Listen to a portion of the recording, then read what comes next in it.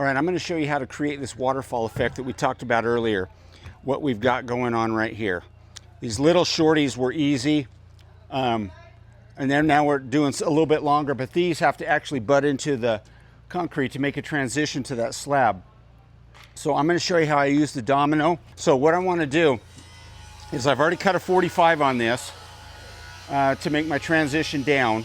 I've also done it on these shorties so they can come down. I cut them all the same. But I want to show you how I do this with the domino. The domino really makes a great strong joint, especially after I glue it. What I do is I slide it in place and I use this Festool clamp, which I really like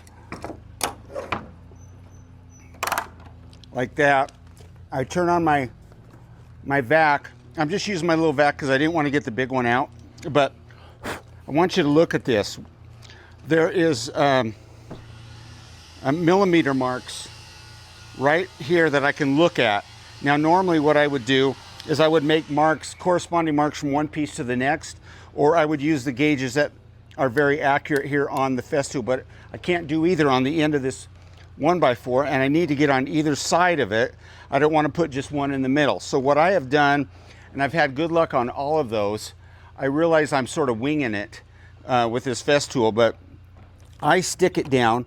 I get it to fit really tight. You've got to do a little twisty twist to make it, feel square. You can feel it when you lay this on here. So not only am I flat, but I'm up against that 45. Then I slide it over to the mark that I've already decided is the mark that I want. And then obviously I turn it on.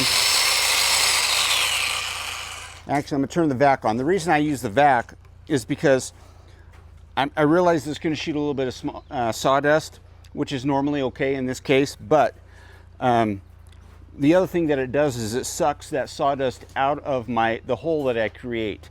So I just run my simple Milwaukee vac, connected. It was an easy connection, and I try to remember to turn it on.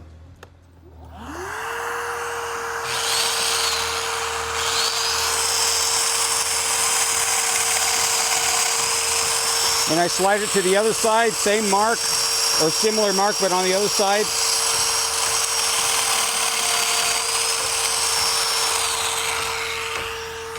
And there it is. So I will do all of my marks, all of my domino holes right there.